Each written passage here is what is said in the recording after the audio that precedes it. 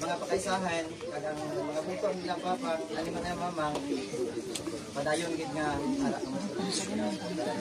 Kana lang o salamat.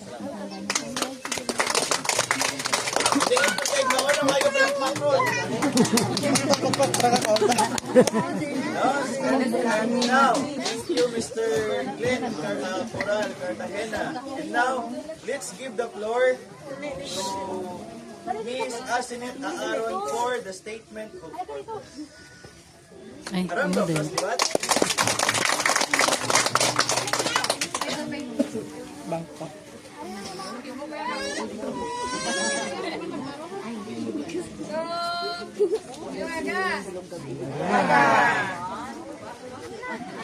Udturon.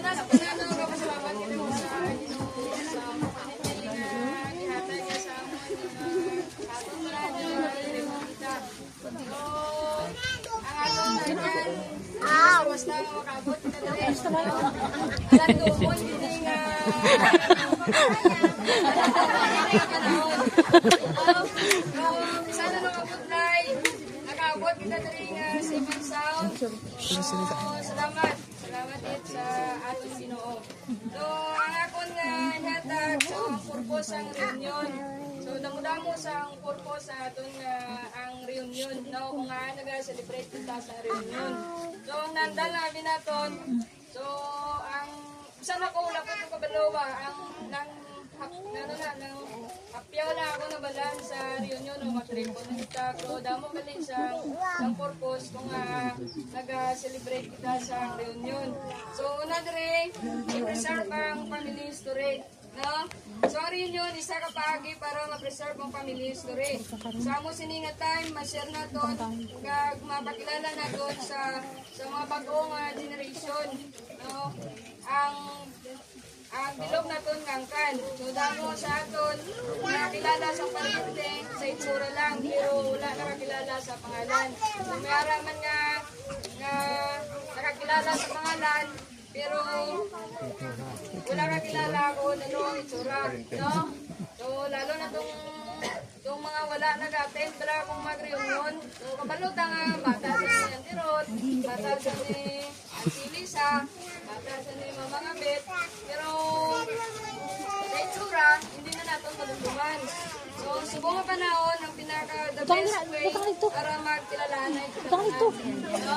So, ang isa pagit ka purpose sa reunion is building relationship.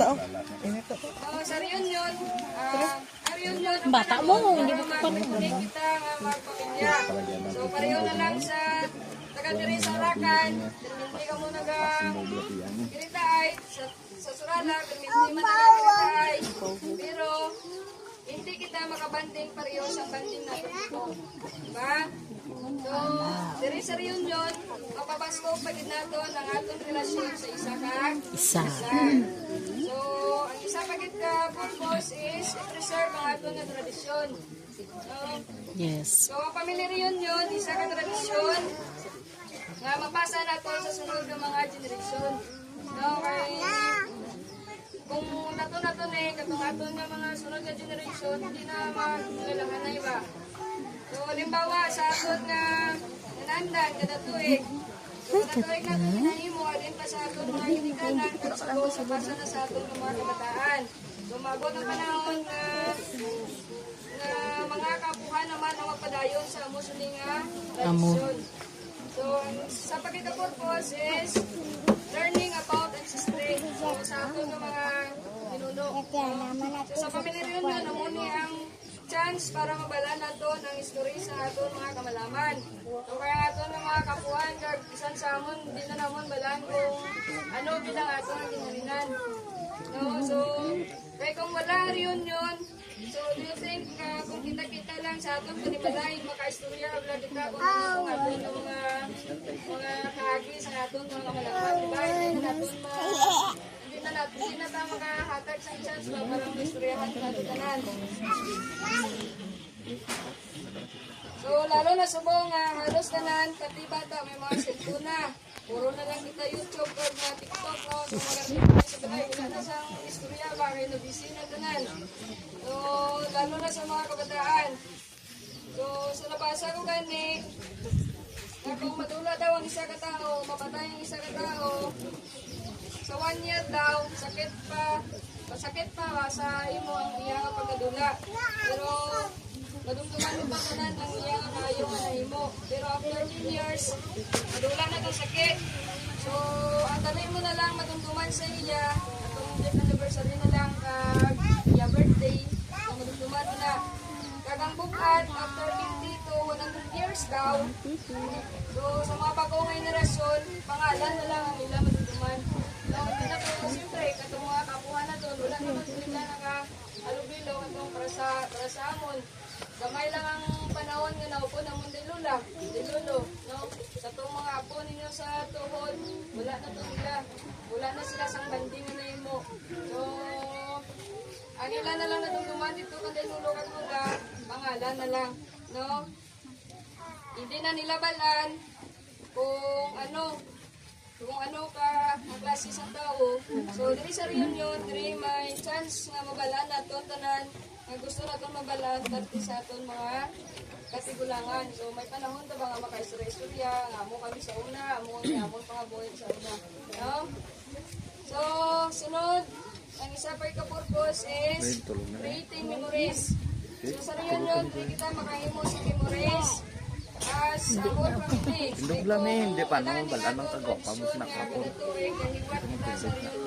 Wala kita sa memories, pareho sige. So, hindi kita ka-experience, pareho sa experience na, pareho kapon. Diba? Wala na, nagplano sa reunion, wala na tabot ng reunion, so wala na ka-experience, pareho sa itong kapon. No? So, kapisa na naman po tayo sa tanan, kung taon din pa nila mag-landing. So, ang kahitlaw, nagulong, ang banding, ang experience, hindi mabaydan sa 1.5 na pagkalaman. Ang isa pagkit, kapurpos is renewing friendship. So, sa ato na pamilya, sa mga bata kita, di ba may harag kita nga best friend sa aton pamilya. So, pero sa paglipas sa panahon, lalo na kung kada isa may pamilya na, layuanay na sa isa kag-isa, isa madula na itong mga matulaan na sa time ang isa kag-isa. So, ang dati nyo nga naandan, wala na ninyo ginahimo. Pareho bala sila mga katsismisan nito sa mata ka pa, di ba? No? Saan ka pa kakampang nyo? Siya ang inasulidan ni Mutirme. No, pero pag-abot sa panahon na nalagpo na, nagparangasawa na, nakapamilya na sa layo ng mga lugar. So, matula na itong ilang mga lugar. Pero sa reunion, ma-renew na ton. Diba? Pagkalitain na ton. Sa kadlaw, hindi mo nagbulag kay ang ako nung bilog na tuwing ng chika. No, chika sa isa ng isa. So, dili sa reunion, ma-renew na ton. Then, ang family reunion, hindi kinanglan sa bongga. No, sa bongga. Bisan, gulay-gulay lang na itong handa. Ang importante, nagpakita kita sa